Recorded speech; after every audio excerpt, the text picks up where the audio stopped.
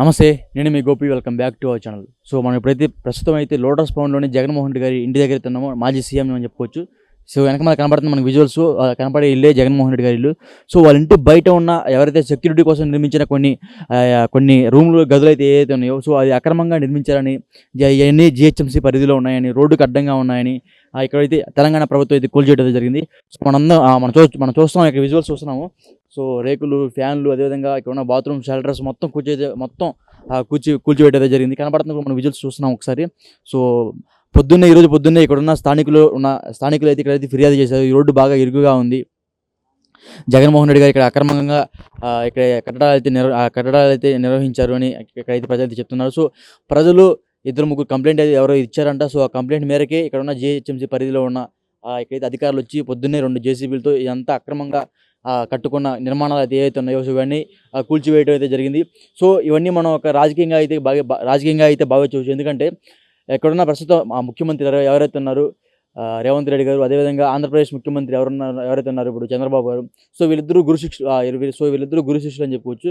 So, వాళ్ళిద్దరి మధ్య ఒక అండర్స్టాండింగ్ ఉంది, జగన్ గారి మీద కుట్ర సాధింపు అని చెప్పుకోవచ్చు. సో, ఆ కోణంలో చూసుకుంటే ఇవన్నీ ఈరోజు పొద్దున్నే కూల్చివేయడం అయితే జరిగింది. ఎందుకంటే ఆంధ్రప్రదేశ్లో గవర్నమెంట్ ఫామ్ అయ్యి కేవలం 2 రోజులు అవుతుంది. ఈ 2 రోజుల మేరకి ప్రస్తుతం హైదరాబాద్లో ఉన్న వాళ్ళ శిష్యులు అని చెప్పుకుంటారు. ఇక్కడున్న ప్రభుత్వంలో ఉన్న ఎవరైతే రేవంత్ రెడ్డి గారు ఉన్నారో, సో, వాళ్ళ శిష్యులు అని చెప్పుకుంటారు. ఆ శిష్యులు సమక్షంలోనే ఇవంతా కూలగొట్టారని కొన్ని వార్తలు అయితే వస్తున్నాయి. సో, ఇందులో భాగంగా మనం చూస్తున్నాము, వీళ్ళ కోసం అంటే సెక్యూరిటీ కోసం కొన్ని రూమ్స్ అయితే ఏర్పాటు చేశారు ఇక్కడ. ఆ రూమ్స్ని, అదేవిధంగా పక్కన గేట్ కొంచెం ఆనుకున్న రూమ్, ఆ సెక్యూరిటీ కాంపౌండ్ కూడా పొద్దున్నే ఉదయం జీహెచ్ఎంసీ అధికారులు వచ్చి 2 క్రేన్లతో ఎత్తి ఇవన్నీ ధ్వంసం చేయడం అయితే జరిగింది. సో, మనం చూడొచ్చు ఇక్కడ రేకులు, అదేవిధంగా పక్కన మనకి ఫ్యాన్లు కనబడుతుంది. ఫ్యాన్లు, లైట్లు, కిటికీలు, సెక్యూరిటీకి సంబంధించిన ఏవైతే బెడ్స్ ఉన్నాయో ఆ బెడ్స్ కూడా మనం చూస్తున్నాము. సో, ఆ బెడ్స్, అదేవిధంగా ఇవన్నీ రేకులు, ఇక్కడ మన లోపల కూడా చూడొచ్చు బెడ్స్ ఇవన్నీ ఉన్నాయి. అది వచ్చేసరికి సెక్యూరిటీ కాంపౌండ్. సో, ఇవన్నీ అక్రమంగా కట్టారని, అంటే ఎటువంటి పర్మిషన్ లేకుండా, జీహెచ్ఎంసీ పర్మిషన్ లేకుండా, సో, జగన్ గారు అయితే అక్రమంగా నిర్మించారని ఇక్కడున్న జీహెచ్ఎంసీ అధికారులు అయితే తెలపడం జరిగింది. సో, మనం చూడొచ్చు మనకి పైన కనపడేదే జగన్మోహన్ రెడ్డి గారి నిలయం అని చెప్పుకోవచ్చు. సో, అంటే చూడండి ఎంత హైట్గా, ఎంత భారీ బస్తుగా ఎంత ఉన్నా సరే ఇంకా ఇది రోడ్డుకి నిర్మాణంకి చాలా దగ్గరగా ఉంది. ఇక్కడ ఇరుకుగా ఉంది. ఇక్కడున్న ప్రజలైతే చాలామంది కంప్లైంట్ చేశారు కాబట్టి, జీహెచ్ఎంసీ పరిధిలో ఉంది కాబట్టి, ఇవన్నీ అక్రమంగా కట్టారు కాబట్టి, సో, ఇవన్నీ 2 జేసీబీలతో ఇవన్నీ కూల్చేయడం అయితే జరిగింది. సో, ముందుగా మనం ఒకటి చెప్పుకోవచ్చు, ఆంధ్రప్రదేశ్లో గవర్నమెంట్ ఫామ్ అయ్యి కేవలం 2 రోజులు అవుతుంది. ఈ 2 రోజుల్లో భాగంగా జగన్మోహన్ రెడ్డి గారిని అప్పుడే వాళ్ళ ఇంటిని కానీ, లేకపోతే వాళ్ళ ఇంటి బయట కాంపౌండ్ మొత్తం కూల్చివేయడం అయితే జరుగుతుంది. ఎందుకంటే లాస్ట్ టైం జగన్మోహన్ రెడ్డి గారు అధికారం రాగానే అక్కడున్న అమరావతిలో ఏదైతే ఉందో, అమరావతిలో మనకి ఇప్పుడు ప్రజా దర్బార్ సంథింగ్ ఏదో ఒకటి ఉంది. దాన్ని అధికారంలోకి వచ్చిన 10 రోజుల్లోకి డిమాన్స్ట్రేషన్ చేశారు. సో, అందులో భాగంగా ఇది ఒక కుట్ర అని చెప్పుకోవచ్చు. సో, చంద్రబాబు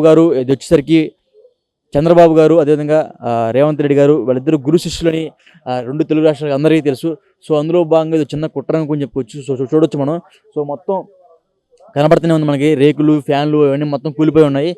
రాకపోకలకి ప్రజలకి బాగా ఇబ్బంది అవుతుందని. సో, ఈ ఇబ్బందిలో భాగంగా ఎర్లీ మార్నింగ్ 4కి అయితే ఇక్కడైతే క్రేన్లు వచ్చాయి. కానీ కూల్చివేతలు అయితే మాత్రం 8, 9 ఆ ప్రాంగణంలో అయితే కూల్చివేయడం జరిగింది. సో, మన వెనకమాల బ్యాక్గ్రౌండ్లో మనం విజువల్ చూసుకోవచ్చు. జగన్మోహన్ రెడ్డి గారి ఇల్లు అది కనపడేది. దీని వెనకమాలే వైఎస్ షర్మిలారెడ్డి గారి ఇల్లు కూడా ఉంది. సో, ఇప్పుడైతే ఆమె వేరే పార్టీలో ఉంది, ముఖ్యంగా కాంగ్రెస్ పార్టీలో ఉంది. సో, ఇప్పుడు జగన్మోహన్ రెడ్డి గారు వచ్చేసరికి వైఎస్ఆర్సీపీలో ఉన్నాడు. సో, మనకి ఇక్కడ విజువల్స్ చూడొచ్చు. అంటే మరీ దారుణంగా అక్కడ ఇల్లు కాంపౌండ్ వాల్ అయితే అక్కడ ఉంది. సో, మన ఇక్కడ నిలబడ్డాం కదా, ఇక్కడైతే మాత్రం ఇక్కడ దాకా అయితే అక్రమంగా కట్టడాలు నిర్మించారని, రోడ్డుకి నడిచే వాళ్ళు ఇరువైపులు నడుస్తున్నారు కదా, సో, వాళ్ళకి బాగా ఇబ్బంది అవుతుందని ఇక్కడున్న జీహెచ్ఎంసీ అధికారులకు ఎవరో కంప్లైంట్ అయితే ఇవ్వడం జరిగింది. సో, వాళ్ళ ద్వారానే వాళ్ళ కంప్లైంట్ తీసుకున్న జీహెచ్ఎంసీ అధికారులు మాత్రమే దీన్ని చర్యలో భాగంగా తీసుకొని ఇక్కడున్న అక్రమ కట్టడాలను అయితే ఈరోజు పొద్దున్నే ఉదయం తొలగించడం జరిగింది. సో, ఇక్కడున్న అధికారులు కూడా ఉన్నారు. సో, వాళ్ళతో మాట్లాడే ప్రయత్నం చేద్దాం. వాళ్ళు మాట్లాడితే వాళ్ళతో మాట్లాడదాం, లేకపోతే సో ఇంకా మనం అక్కడ విజువల్స్ చూసుకోవచ్చు. మనకు కనబడుతున్నారు.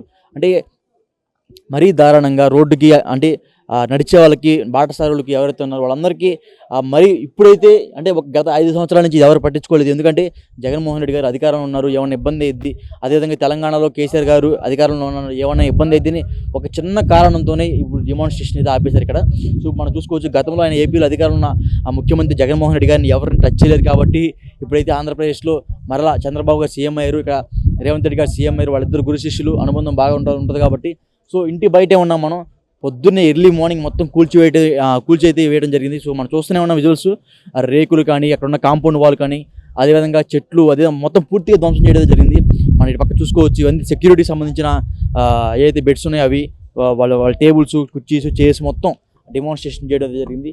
సో మనం చూడొచ్చు ఆంధ్రప్రదేశ్లో చంద్రబాబు గారు సీఎం అయిన వెంటనే ఇక్కడైతే డెమాన్స్ట్రేషన్ జరిగిపోయింది. అంటే కక్ష సాధింపు అని చెప్పుకోవచ్చు. ఎందుకంటే మనం లాస్ట్ టైం కూడా చూసాము, ఆంధ్రప్రదేశ్లో అధికారంలోకి వచ్చిన వెంటనే మొత్తం కూల్చివేయడం అయితే అమరావతిని పూర్తిగా ధ్వంసం చేశారు. సో అందులో భాగంగా ఏదో కుట్రను కూడా చెప్పుకోవచ్చు. మనం చూడొచ్చు. సో బెడ్స్ క్లీన్గా మొత్తం ఇక్కడ దాకా మనం నుంచిన బడికైతే ఆ పూర్తిగా రోడ్డుని అయితే ఆక్రమించుకున్నారు కాబట్టి, సో దీన్ని మొత్తం క్లీన్గా మనకి ఇక్కడ చూడొచ్చు. ఇక్కడ వరకైతే లైన్ అయితే వేసుకున్నారంట. సో ఇక్కడ వరకైతే బిల్డింగ్స్ మొత్తం ఉన్నాయంట, రోడ్డుని ఆక్రమించుకున్నారు.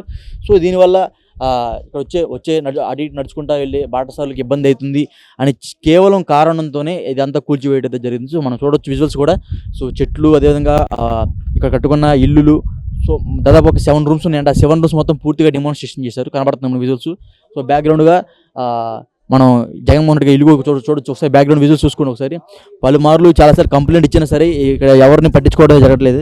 అంటే స్థానికులను కూడా ఎవరిని పట్టించుకోవట్లేదు. దాదాపు ఇప్పటికే చాలాసార్లు, ఒకసారి కాదు, 2 సార్లు కాదు, దాదాపు 10 సార్లు మేర కంప్లైంట్ ఇది ఇచ్చారంట జిహెచ్ఎంసీ అధికారులకు.